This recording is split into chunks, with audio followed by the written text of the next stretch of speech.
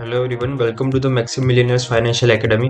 तो आज की वीडियो में हम देखेंगे कि यूज्ड मार्जिन और फ्री मार्जिन क्या होता है। पर ये समझने से पहले एक बार हम प्रीवियस वीडियो का टॉपिक डिस्कस कर लेंगे। एक बार रिकैप देख लेते हैं कि हमने प्रीवियस वीडियो में क्या देखा था।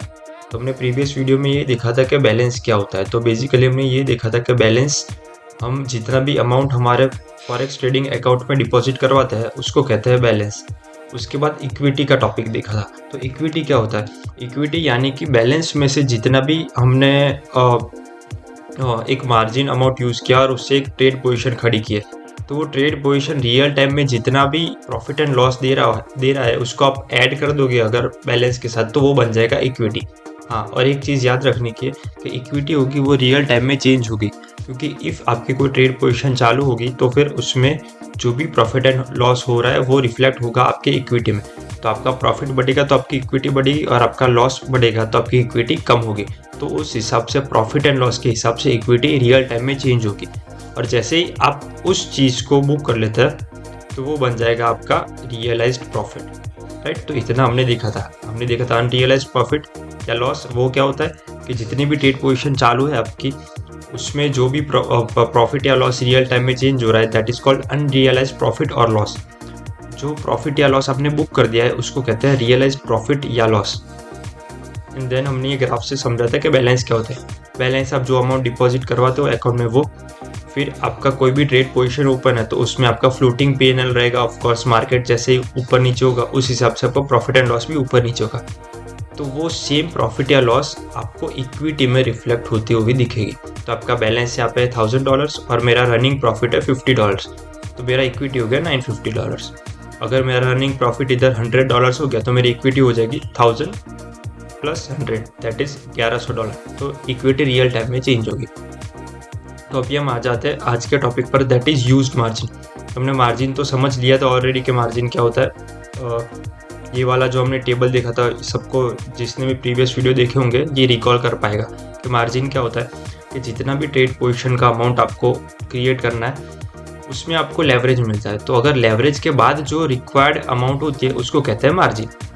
अगेन, कोई ट्रेड पोजीशन मेरे को ओपन करनी है, जैसे कि $1,00,000 वर्थ का ट्रेड पोजीशन मेरे को ओपन करना है और मेरे पास 2x लेवरेज है, तो मेरी मार्जिन रिक्वायरमेंट हो गई $50,000। अगर सेम अमाउंट का ट्रेड मेरे को ओपन करना है पर मेरे पास है ज़्यादा लेवरेज, इस केस में 400x, तो मुझे चाहिए होगी सिर्फ $250 मार्जिन। तो वो हो गई मेरी रिक्वायर्ड मार्जिन। तो बेसिकली यूज्ड मार्जिन क्या होता है कि आप, अगेन इसमें एग्जांपल दिया गया है $1,00,000 का। तो मुझे $1,00,000 का ट्रेड पोजीशन लगाना है और मेरे अकाउंट में सिर्फ $2,000 ही है, उसका सिर्फ 2% ही चाहिए मुझे। तो आई कैन से दैट कि मेरा एक्चुअल पोजीशन साइज का मेरे को 2% मार्जिन रिक्वायरमेंट है, दैट इज़ $2,000। तो for example let's take an example कि मेरे को $10,000 डिपॉजिट करवाना है मेरे अकाउंट में, फॉरेक्स ट्रेडिंग अकाउंट में। तो मैंने $10,000 डिपॉजिट करवा दिए। उसके बाद मैं इतने वर्थ की ट्रेड पोजीशन ओपन करता हूँ, $1,00,000 worth of a trade position in any given forex pair.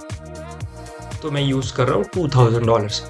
तो $2,000 का अमाउंट है वो हो गई मेरी यूज्ड मार्जिन, राइट। वो हो गई मेरी यूज्ड मार्जिन, जो आप यहाँ पे देख सकते हो कि लॉक हो गई है।